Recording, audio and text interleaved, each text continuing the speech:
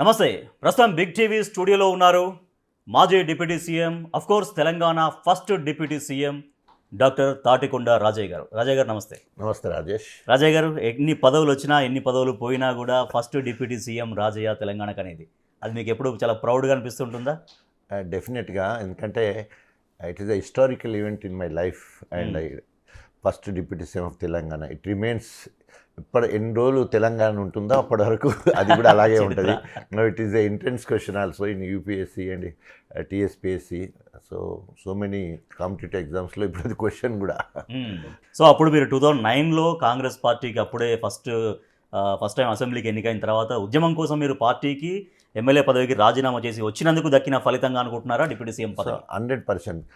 మళ్ళీ ఉద్యమంలో తొలి దళితుడిగా అధికార కాంగ్రెస్ పార్టీని ఎమ్మెల్యే పదవికి రాజీనామా చేసి తెలంగాణ జెండా పట్టుకొని యావత్ తెలంగాణ మొత్తం తిరిగి ఆ రోజులలో గ్రేట్గా, అంటే మంచి యాక్సెప్టెన్స్ వచ్చి తెలంగాణ రాజన్నగా పేరు వచ్చింది. ఫస్ట్ ఉద్యమ సమయంలో తెలంగాణ రాజన్న. అవును. సో తర్వాత 2014 జూన్ 2 ఎప్పుడైతే తెలంగాణ రాష్ట్రం ఏర్పడ్డదో, తెలంగాణకు తొలి ఉప ముఖ్యమంత్రిగా ప్రమాణ స్వీకారం చేసిన తర్వాత ఇంకా అదంతా ఇంకా ఇది ఎప్పటికీ అట్లాగే ఉండిపోయే పరిస్థితి ఉన్నది.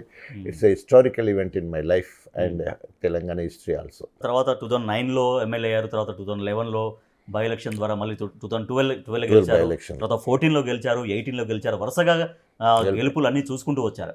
కానీ అటువంటి రాజయ్యకి ఏకంగా 2023లో టికెట్ లేకపోవడం, సో అది ఇప్పటికీ బాధ అనిపిస్తుంటుందా? డెఫినెట్గా ఒక ప్రజా జీవితంలో ప్రజానాయకుడు ఉన్న ఒక వ్యక్తికి, ఒబీడియంట్గా విధేయుడిగా ఉన్న వ్యక్తికి టికెట్ ఇవ్వకపోవడం అనేది ఒక రకంగా చాలా పించింగ్, చాలా బాధ, మనోవేదనకు కూడా గురి కావడం జరిగింది. కానీ ఎప్పుడైతే కేసీఆర్ గారు పిలిచి కడియం శ్రీహరి గారు బ్లాక్మెయిల్ చేస్తూ ఉన్నాడు, ఇప్పుడు కనుక టికెట్ ఇవ్వకపోతే నేను నా బిడ్డ కాంగ్రెస్లోకి వెళ్ళిపోతాము, సో మీరు ఎట్లాగూ మొదటి 10 స్థానాలు గెలిచే దాంట్లో గన్పూర్ ఉన్నది, రాజయ్యకి ఇస్తారు. 2014లో నేను రాజయ్య అడిగినా రాజయ్యకి ఇచ్చారు, 2018లో నేను రాజయ్య అడిగినా రాజయ్యకే ఇచ్చారు. సో ఇప్పుడు కూడా మీరు ఆయనకే ఇచ్చేది ఉంటే మాత్రం నేను పార్టీలో ఉండను అని చెప్పేసి బ్లాక్మెయిల్ చేయడం వల్ల ఎమ్మెల్యే టికెట్ ఆయనకి ఇస్తూ నాకు రైతు సమితి రాష్ట్ర అధ్యక్ష పదవి, రేపు అధికారం మనమే వస్తున్నాము, ఎమ్మెల్సీ మంత్రి కానీ లేదంటే ఎంపీ అంటే ఎంపీ కానీ ఏదంటే అది మీ ఛాయిస్. ఇప్పుడైతే రైతు బంధు సమితి చైర్మన్ తీసుకో, జనగాంకు గన్పూర్కి ఇన్ఛార్జిగా ఉండు, ఆ 2 గెలిపించే బాధ్యత నీదే అని చెప్పేసి నాకు ఒక బాధ్యతను కేసీఆర్ గారు అప్పచెప్పడం. ఆ రకంగా అవిభక్త వరంగల్ జిల్లాలో 2 గెలిచినాయి, Jangaon and Ghanpur, because of my impact only. ప్రచారం కానీ, ప్రజల్లోకి వెళ్ళే విధానం కానీ, ఆత్మీయతను పంచుకోవడం కానీ, కార్యకర్తలతో ఉన్న పరిచయం కానీ, నా దళిత బిడ్డల సహకారం కానీ, ఆడుతూ పాడుతూ గొప్పగా రెండింటిని గెలిపించుకోగలరు. కానీ కడియం శ్రీహరికి బ్లాక్ మెయిల్ చేయాల్సిన అవసరం ఉందంటారా? 100%. ఎందుకంటే నేను ప్రజల్లో ఉండేవాడిని, 53 రోజులు వరుసగా పల్లె నిద్ర చేసిన వాడిని, ఆత్మీయ సమావేశాలు దశాబ్దోత్సవాల్లో వరుసగా 21 రోజులు రైతు వేదికలలో పడుకుంటూ ప్రజల్లోకి దూసుకుపోయిన పరిస్థితి ఉంది. సో అక్కడ మొదటి 10 స్థానాలు గెలుస్తాయన్న దాంట్లో గన్పూర్ ఉంది అంటే అది బికాస్ ఆఫ్ మై వర్క్, నా పనితనం వల్లనే కదా గెలిచే స్థానం ఉంది. ఈయన ఏంటి, అప్పటి వరకే రేవంత్ రెడ్డితో మాట్లాడుకున్నది అది కేసీఆర్ గారికి తెలుసు, హరీష్ రావుకు, కేటీఆర్కి అందరు కూడా తెలుసు. కానీ ఈ ఎలక్షన్ల టైంలో మాజీ ఉప ముఖ్యమంత్రి, ఎంపీ, 2 సార్లు ఎమ్మెల్సీ, తర్వాత ఎడ్యుకేషన్ మినిస్టరు, అంతకుముందు 15 ఏళ్ళ చరిత్ర టీడీపీలో. సో ఇంత పెద్ద లీడర్ని కనుక మనం పోయేది ఉంటే ఏమాత్రము పార్టీ మీద ఎఫెక్ట్ అయినా కూడా నష్టం జరుగుద్ది అనే ఉద్దేశంతో డెఫినెట్గా అందరూ అదే అంటారు, కేసీఆర్ అసలుని బ్లాక్మెయిల్ చేస్తారా అంటే మరి ఎలక్షన్ల ముందు ఏం చేస్తారు ఎవరైనా కూడా. సో నేను ఒక్కడిని సౌమ్యుని ఉన్నా కదా, సో డెఫినెట్గా రాజయ్య మనం చెప్పిన మాట వింటాడు, ఎందుకంటే త్యాగం చేసి వచ్చిండు, డిప్యూటీ సీఎం పోయినా కూడా ఏమని లేదు అనే విషయంలో ఎమ్మెల్యే టికెట్ ఇవ్వకుండా ఆ రెండింటిని గెలిపిమని బాధ్యత ఇవ్వడంతో అప్పటి వరకు నేను కన్సోల్ అయ్యాను. ఎట్లాగో అధికారంకి వస్తుంది, డెఫినెట్గా మనకి ఎమ్మెల్సీ ఇచ్చి మంత్రినో ఇంకేదో అవుతుంది అనే ఆలోచన ఆ రకంగా అనుకున్నాం. రాజా గారు, కడియం శ్రీహరి అంటే మీకు ఎందుకంత వ్యక్తిగత కోపం? కడియం శ్రీహరి అంటే నాకు వ్యక్తిగత కోపం అంటే ఏం లేదు, కానీ ఆయన యాటిట్యూడ్ ఏంటంటే ఎప్పుడు కార్యకర్తలు ఎదగకుండా చూడడం, ఎదుట ఉన్న నాయకుడిని ఎదగకుండా చేయడం, కార్యకర్తలే కాదు నాయకుడిని ఎదగకుండా చేయడం. సో ఆయన మొదటి కక్ష నా మీద ఎప్పుడు మొదలైందంటే 1994లో టీడీపీ నుంచి వెళ్ళి ఎన్టీ రామారావు గారు నాకు దగ్గుబాటి వెంకటేశ్వర్లతో ఒక కబురు వారే దగ్గుబాటి గారే వరంగల్ వచ్చి నాతో మాట్లాడడం జరిగింది.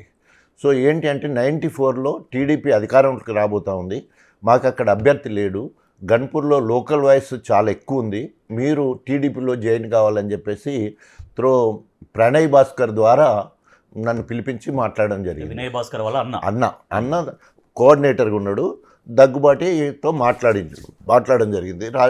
టీడీపీలోకి రండి, ఇప్పుడు తప్పకుండా ఎన్టీ రామారావు గారు ఎడ్యుకేటెడ్స్కి బాగా ప్రియారిటీ ఇస్తాడు, గన్పూర్లో ఎక్కడ చూసినా మీ పేరే వస్తుంది, ఒక మంచి ప్రజా వైద్యుడిగా మీకు మంచి పేరుంది, డాక్టర్గా ఎన్టీఆర్ గారు అన్నగారు మిమ్మల్ని మీతో మాట్లాడమని పంపించారు, అక్కడ లోకల్ వాయిస్ ఎక్కువ ఉంది, స్థానిక 78 నుండి ఇప్పటి వరకు ఒక్కరు కూడా స్థానికంగా ఎలక్ట్ కాలేదు కాబట్టి లోకల్ వాయిస్ ఉంది, కానీ టికెట్ అడిగే వాళ్ళు సర్పంచ్ ఎంపీటీ స్థాయి వాళ్ళే ఉన్నారు, కాబట్టి మీరు వచ్చారంటే ఏ రిపోర్ట్ చూసినా కూడా మీరే ఉన్నారు, మీరు తప్పకుండా టీడీపీలోకి రావాలంటే sorry sir, I don't want to come into politics, I have my own commitments. Recently I started my pediatric nursing home, it is the first of its kind in Warangal. So మొట్టమొదటి పిల్లల nursing home పెట్టాను కాబట్టి నేను ప్రొఫెషనల్గా నాకు బాధ్యతలు ఉన్నాయి, నాకు 4 చెల్లెళ్ళు తమ్ముడు అదంతా బాధ్యతలు ఉన్నాయి కాబట్టి నేను రాజకీయాలకు రాను అని టీడీపీలకు రాను అటు పార్టీలకు రాజకీయాలకు రాను, టీడీపీ అని కదండి రానని చెప్పాను. మీరు కనుక రాకపోయేది ఉంటే అక్కడ మళ్ళీ కడియం శ్రీహరికి టికెట్ ఇవ్వడానికి అవకాశం ఉంటుంది, ఎందుకంటే ఆయన ఇక్కడ మున్సిపాలిటీ చైర్మన్గా ఓడిపోయాడు, కూడా చేశాడు, జిల్లా అధ్యక్షుడు ఉండే, సో ఆయన టికెట్ అడుగుతున్నాడు, మరి మళ్ళీ స్థానికేతరుడికే టికెట్ ఇవ్వాల్సి వస్తుందని కూడా హెచ్చరించి పోవడం జరిగింది.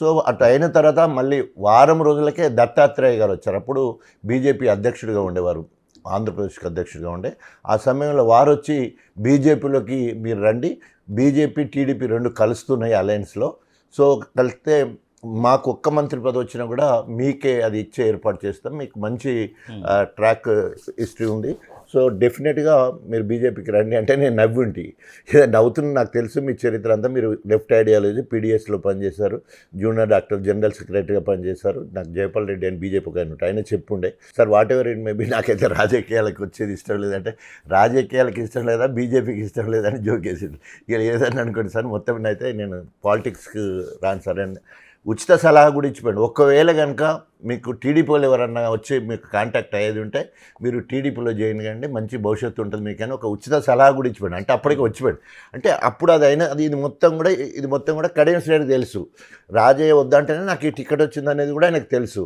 కాబట్టి 94 ఎన్నికల్లో ఆయన గెలిచిండు అంతే, ఆయన గెలిచిన తర్వాత మెగా హెల్త్ క్యాంప్ అని ఒక 10,000 మందికి పర్సనల్గా ఖర్చు పెట్టి మందులు గిట్ట పెట్టేసి గన్పూర్లో హెల్త్ క్యాంప్ పెట్టాలి, నేను హెల్త్ క్యాంప్ పెట్టాలంటే నాకు ప్రణయ్ భాస్కర్ దగ్గర వాళ్ళ ఫ్యామిలీ డాక్టర్, నేను ప్రణయ్ నువ్వు రా అని చెప్పి ఏంటంటే నువ్వు అప్పుడు రమ్మంటే రాజకీయాలకు రాకపోతివి, అప్పుడు వచ్చేది ఉంటే ఇలా ఎంత బాగుంటుండే, నువ్వు పిలిస్తే వచ్చేటోని, ప్రోటోకాల్ ఉంటుంది, ఇప్పుడు అక్కడ కడియం శ్రీ మార్కెట్ శాఖ మంత్రి అప్పటికే, నేను రాలేను అంటే అప్పుడు తెలిసింది నాకు విలువ ఈ ప్రోటోకాల్ వచ్చి, సో ఆ టైంలో ఆయననే పిలవాలంటే నేను ఆయనను ఎందుకు పిలుస్తా అని చెప్పేసి నేను ఆయన పిలవలేదు అన్నట్టు, ఇక అప్పటి నుంచి వెళ్ళి పెట్టుకున్నాడు, ఈయన ఎప్పుడైనా రేపు ఏకమేక అవుతాడు రాజే అని చెప్పేసి. అంటే మీ మధ్యలో ఎప్పుడు టర్మ్స్ ఎప్పుడు బాగలేవా, అంటే ఆల్మోస్ట్ స్టార్ట్ అయినప్పుడు ఉన్నప్పుడు కూడా ఒక పార్టీలో కలిసి పనిచేయాల్సి వచ్చిన సమయంలో కూడా మీ ఇద్దరి మధ్యలో ఒక అండర్స్టాండింగ్ లేవా, మంచి టర్మ్స్ లేవా, పాజిటివ్ టర్మ్స్ లేవా, ఫ్యామిలీ పరంగా కావచ్చు లేకపోతే రావడం పోవడం అట్లాంటి ఏమీ లేవా? అట్లాంటివి లేవు ఫ్యామిలీకి సంబంధించిన, ఎందుకంటే స్టార్టింగే నన్ను రాజకీయాలకు రాకుండా అణగదొక్కాలని చూసే క్రమంలో దండోరాలో నేను పనిచేస్తున్న క్రమంలో పోలీస్ స్టేషన్లు పెట్టడము, అరెస్ట్ చేయించడము, అక్కడ నేను అంబేద్కర్ స్టాచ్యూ పెడితే అక్కడ పెట్టొద్దని చెప్పడము, తర్వాత అనేక రకాల ప్రతిదానికి అడ్డుపడే కార్యక్రమాలు చేసేయడం వల్ల నన్ను అంటే న్యూటన్లో ఎంత గట్టిగా రాయి కింది కొడితే అంత పైకి లేస్తుంది అన్నట్టు నన్ను ఎంత అనగదొక్కుతాడో నేను అంత అగ్రెసివ్గా ప్రోగ్రామ్స్ దండోర ద్వారా పనిచేసేది. సో వైఎస్ రాజశేఖర రెడ్డి దృష్టిలో పడి వైఎస్ రాజశేఖర రెడ్డి గారు అప్పుడు 97లో నాకు ఒక అవార్డు వచ్చింది, డాక్టర్ ఇన్ సోషల్ సర్వీస్ అని జాతీయ స్థాయిలో ఒక అవార్డు రావడంతో అది పేపర్లో రావడం జరిగింది. అది చూసి వైఎస్ రాజశేఖర రెడ్డి కాంగ్రెస్ వాళ్ళందరితో మాట్లాడి నన్ను పిలిపించుకొని మాట్లాడడం జరిగింది. సో నువ్వు ఢిల్లీకి వెళ్తున్నావు కదా, ఢిల్లీలో నీకు సోనియా గాంధీతో అపాయింట్మెంట్ ఏర్పాటు చేస్తాను, పోయి కలువు, సో ఆ తర్వాత నువ్వు నిర్ణయం తీసుకో, ఒక దుర్మార్గుడు అక్కడ ఆయన ఓడగొట్టాలంటే నువ్వే సరి అయిన వాడివి అని చెప్పేసి సెర్చ్ చేసి ఉన్న డాక్టర్ సాబ్ నువ్వు తప్పకుండా కాంగ్రెస్కి రావాలని వైఎస్ రాజశేఖర్కి అన్నాడు, కానీ వారికి ఏం చెప్పలే. మీకు సోనియా గాంధీ కలుస్తుందని పోతే అక్కడికి పోయిన తర్వాత అవార్డు తీసుకున్న తర్వాత ఒక ఏమంటారు మెసెంజర్ వచ్చి నా దగ్గరికి వచ్చి మేడం దగ్గర తీసుకుపోయి కల్పించింది. సోనియా గాంధీ గారు పర్సనల్గా నన్ను రిక్వెస్ట్ చేసి, please coming to Congress party, you can serve more to the society. So మీరు పార్టీలోకి వచ్చాను, ఇంకా సర్వీస్ చేస్తానికి అవకాశం, మేము అంతా మీకు తోడు ఉంటామని చెప్పేసి నన్ను పార్టీలోకి సోనియా గాంధీ గారు ఇన్వైట్ చేశారు, ఆహ్వానించారు. సో అక్కడ జాయిన్ కాకుండా అక్కడ ముచ్చడం ఫొటోస్ గిటోస్ అంతా దిగిన తర్వాత మళ్ళీ వైఎస్ రాజశేఖర రెడ్డి గారు వచ్చి వారితో మాట్లాడిన తర్వాత అక్టోబర్ 13వ తారీఖు 97లో అప్పటి వరకు ఎంఆర్పిఎస్లో నేను డైరెక్ట్గా రాజకీయ పార్టీలో కాంగ్రెస్ పార్టీలో చేరడం జరిగింది. అంటే కాంగ్రెస్ పార్టీ నుంచి గెలిచి ఎమ్మెల్యే పదవికి కాంగ్రెస్ పార్టీకి రాజీనామా చేసి బీఆర్ఎస్లోకి వచ్చి అప్పుడు టీఆర్ఎస్లోకి వచ్చినటువంటి త్యాగానికి గుర్తింపుగా డిప్యూటీ సీఎం ఇచ్చారు మీకు. బట్ అదే డిప్యూటీ సీఎం నుంచి మిమ్మల్ని కొన్ని కారణాల వల్ల తొలగించాల్సి వచ్చింది. తొలగించి మళ్ళీ మీకు ఎవరైతే ప్రత్యర్థిగా ఉన్నారో అదే కడియం శ్రీహరి అక్కడ డిప్యూటీ సీఎం అయ్యారు.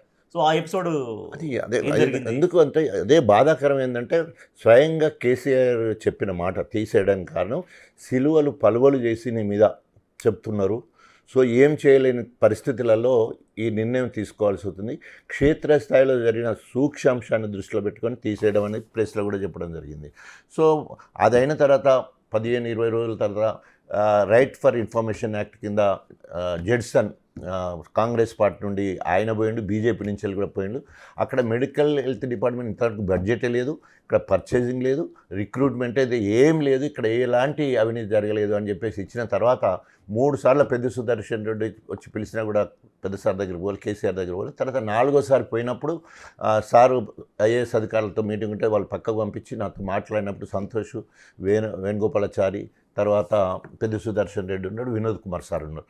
సో సార్ వచ్చి ఆలింగనం చేసుకొని, ఎక్స్ట్రీమ్లీ సారీ రాజయ్య, నీ స్థాయి తగ్గకుండా మళ్ళీ నీకు అవకాశం ఇస్తా, పార్టీలో పట్టుకొని ఉండు, నీ నియోజకవర్గంలో ఎవరు కూడా ఏలు పెట్టరు అని చెప్పి ఒక అష్యూరెన్స్ నాకు ఇవ్వడం వల్ల పోయింది. కానీ ఆ సిలువలు పలువలు చేసినాను అప్పుడు ఎవరు చెప్పినా తెలియదు, కానీ తర్వాత కార్యక్రమంలో మళ్ళీ తర్వాత ఇప్పుడు తెలిసేది అంటే సిలువలు పలువలు చేసి చెప్పింది కడియం శ్రీహరి ఏదో చెప్తే నమ్మి పదవి నుంచి తీసేసేటువంటి అవకాశం ఉంటుందా రాజయ్య గారు? అంటే ఇప్పుడు ఒకసారి మీరు కడియం శ్రీహరి నేచర్ ఏంటంటే, ఆయన మిస్మరిజం చేస్తాడో, మంత్రాలు ఎత్తాడో, తంత్రాలు ఎత్తాడో, ఏదో ఒక కనికట్టు చేసి అధినాయకునికి దగ్గరై ముందుగా ఎన్టీ రామారావుకి దగ్గరయ్యాడు. ఆయనకి ఎన్ని పొడి పొడిచిన ఆంచెల్ చంద్రబాబు నాయుడు కూడా అంతే దగ్గరయ్యాడు, అనేక పదవులు పొందాడు. ఆయనకు అక్కడి నుంచి వెళ్ళి ఆయనకి ఎన్ని పొడి పొడిచి కేసీఆర్ దగ్గరకు వచ్చాడు, తెల్లారులు అయితే అక్కడే ఉండి వారికి దగ్గర అవడం వల్ల ఎంపీ అయ్యిండు, సీఎం అయ్యిండు, డిప్యూటీ సీఎం అయ్యిండు, 2 సార్లు ఎమ్మెల్సీ అయ్యిండు, మళ్ళీ చివరికి మళ్ళీ ఎడ్యుకేషన్ మినిస్టర్ అయిపోయి మళ్ళీ తర్వాత ఎమ్మెల్యే కూడా ఇచ్చిండంటే ఎంత దగ్గర ఉండాలి కేసీఆర్ గారి దగ్గర, అంత దగ్గరికి అయింది కాబట్టి నమ్మించి మోసం చేయగలిగిండు కడియం శ్రీహరి. వీళ్ళందరినీ కూడా నమ్మించి మోసం చేసి వాళ్ళ రేవంత్ రెడ్డి సంకలకి వచ్చే పరిస్థితి కొట్టొచ్చినట్టు కనిపిస్తుంది. రాజయ్య చాలా త్యాగాలు చేశారు, అవన్నీ ఉన్నాయి. కానీ వచ్చినటువంటి అవకాశాలని కూడా రాజయ్య కొన్ని కారణాల వల్ల, కొన్ని ఇష్యూస్ వల్ల, కొన్నిట్లో వివాదాస్పదం కావడం వల్ల కోల్పోయారు. లేడీస్ విషయం కావచ్చు, రకరకాల కొన్ని వీడియోలు వచ్చాయి, కొంతమంది ఏకంగా మీడియా ముందుకు రావడం, మాట్లాడడం, కొన్ని రకరకాల వీడియోలు సర్క్యులేట్ కావడం, రాజయ్యకు మహిళల ఆలోచన ఉంటుంది, ఇటువంటి అన్ని ఆరోపణలు రావడం, ఇవన్నీ రాజేష్ ఇప్పుడు నేను పిల్లల డాక్టర్ని, ఇప్పుడు దాదాపు 42 సంవత్సరాలు పిల్లల డాక్టర్ అంటేనే ఆత్మీయతతో దగ్గరగా ఉండేదానికి అవకాశం ఉంటుంది. తర్వాత ఆ వీడియోలు మొత్తం చూడండి, ఓన్లీ సోషల్ మీడియాకి సంబంధించిన హెడ్డింగ్స్ ఉంటాయి, వాళ్ళు పెట్టే టైటిల్స్ ఉంటాయి చూడు, ఆ మాటలను పట్టుకొని వీళ్ళు మాట్లాడతారు, కానీ అక్కడ ఏముండదు. ఉదాహరణకి ఒక బర్త్డే అవుతుంది, స్వీట్ తినిపిస్తా అంటే చెయ్యి ఎక్కడ దగ్గర నోటి దగ్గర కదా పోవాల్సింది కదా, దాన్ని మార్ఫింగ్ చేసి ఇట్లా అనేది ఉంటే అదొక న్యూస్. తర్వాత భార్య భర్తలు ఇద్దరు వచ్చి, భర్త ఉండి భార్య వచ్చి బొకే ఇస్తుంటే కింద బొకే తగిలితే అదొక కేసు అనుకుందాం. 6వ తరగతి పాప అంకుల్ చిన్నప్పటి నుంచి నీ దగ్గర పెరిగి పెద్దగైన అంకుల్ అని చెప్పేసి అన్నం తినిపిస్తే అదొక కేసు.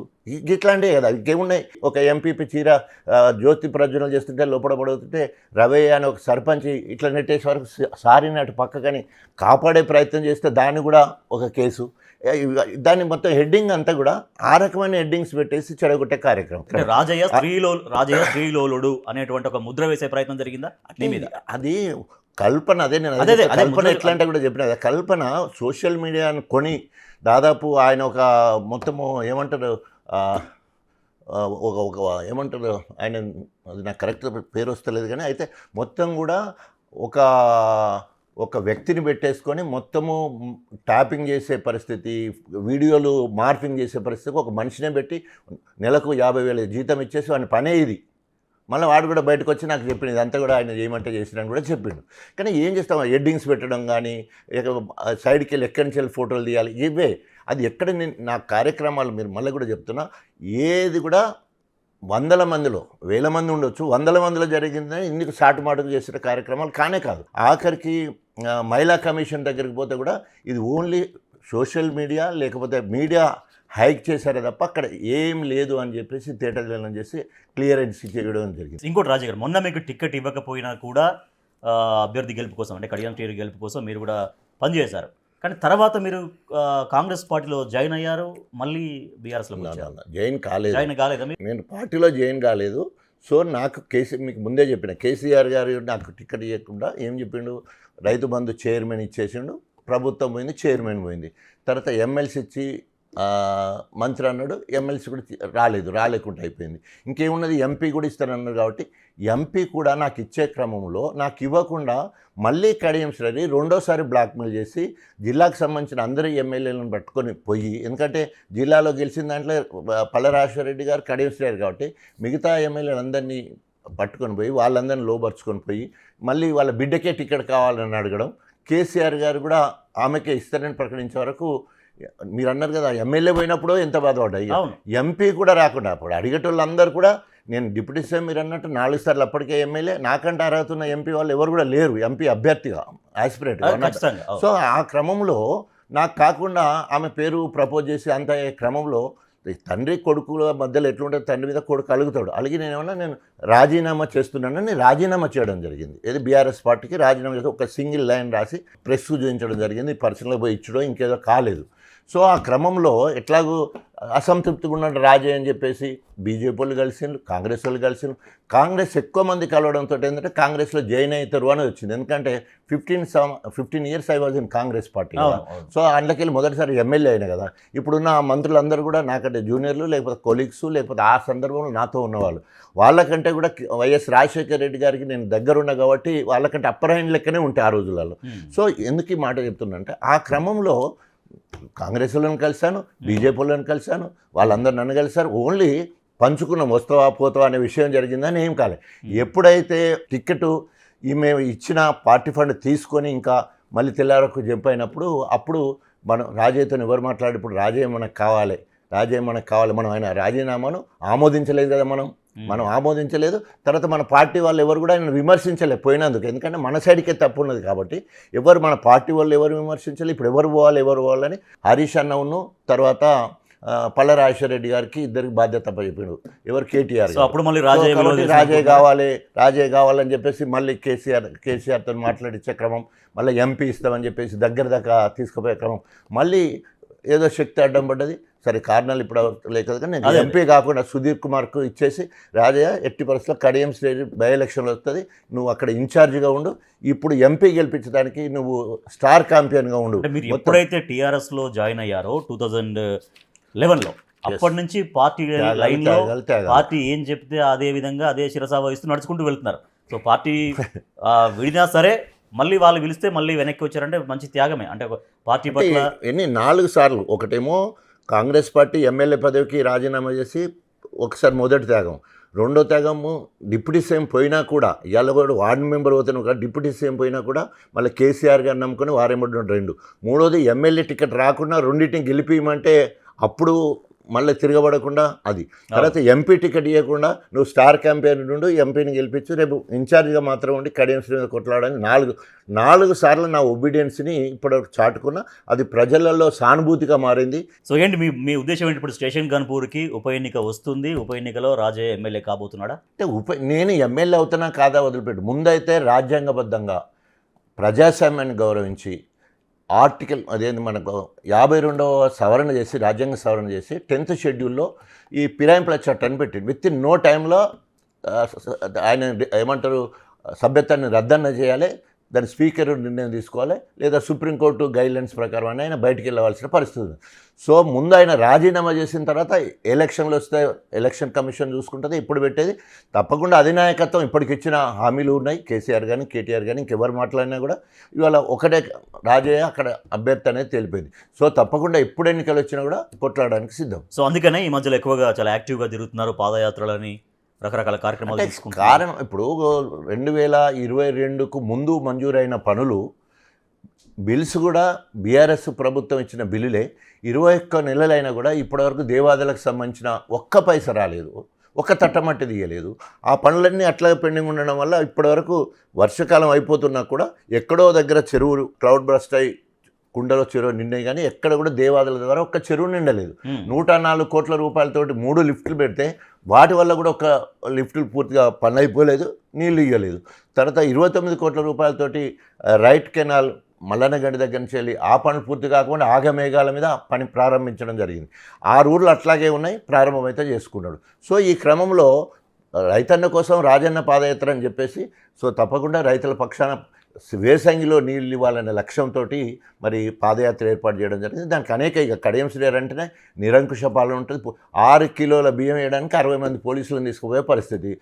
నేను పాదయాత్ర అడ్డుకోవడం కోసం వందలాది మంది పోలీసులను దించేసి నాకు అగనెస్ట్గా కాంగ్రెస్ లీడర్లతో తిట్టించే కార్యక్రమం, దిష్టి బొమ్మలు తగిలించే కార్యక్రమం.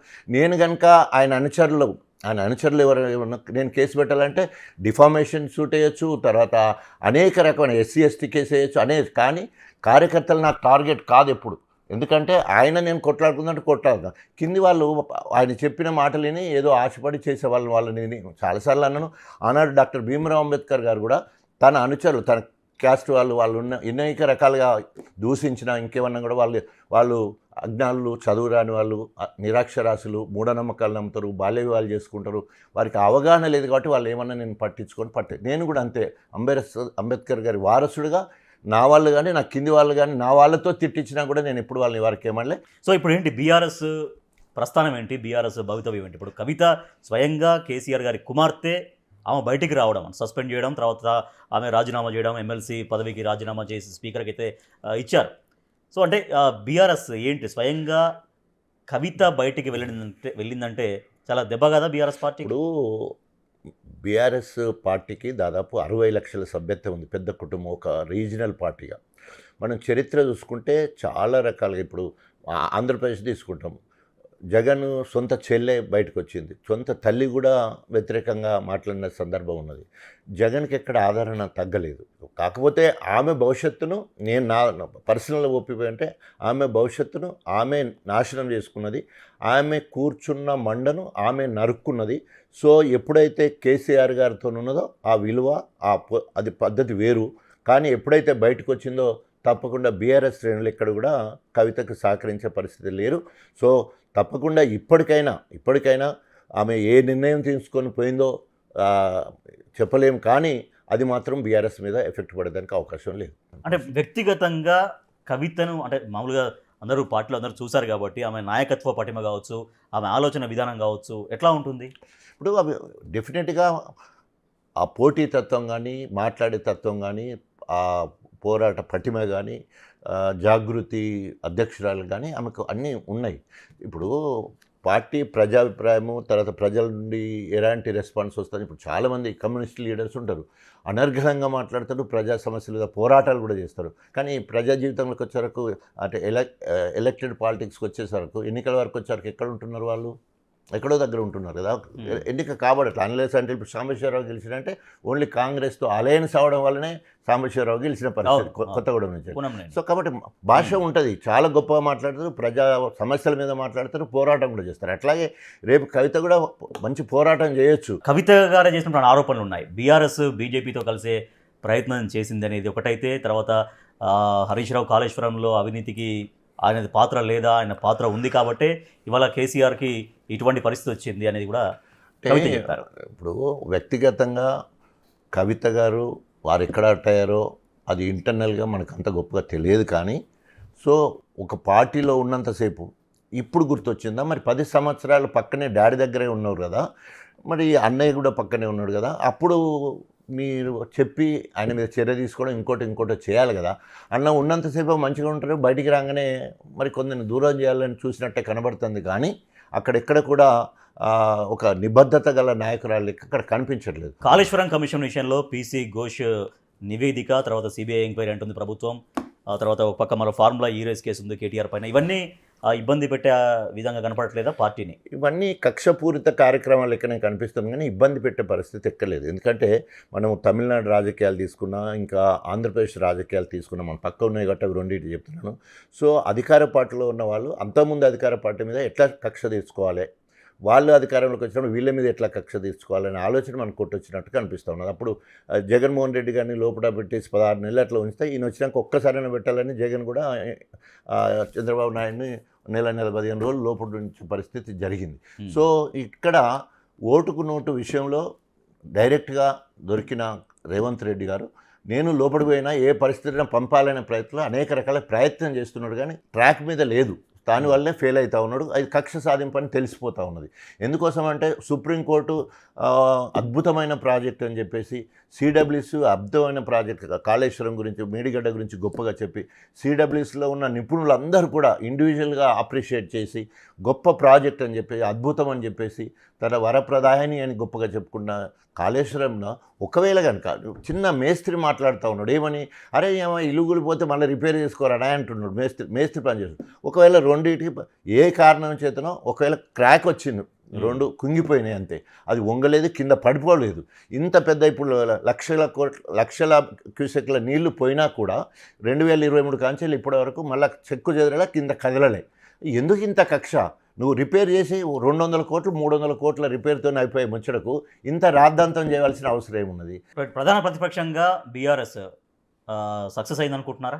100% సక్సెస్ అయింది. ఇంకా అధికార పార్టీ ఫెయిల్ అయింది, సక్సెస్ అయింది. ఇవాళ డెఫినెట్గా 100% ప్రతిపక్షంగా బీఆర్ఎస్ పార్టీ సక్సెస్ అయింది.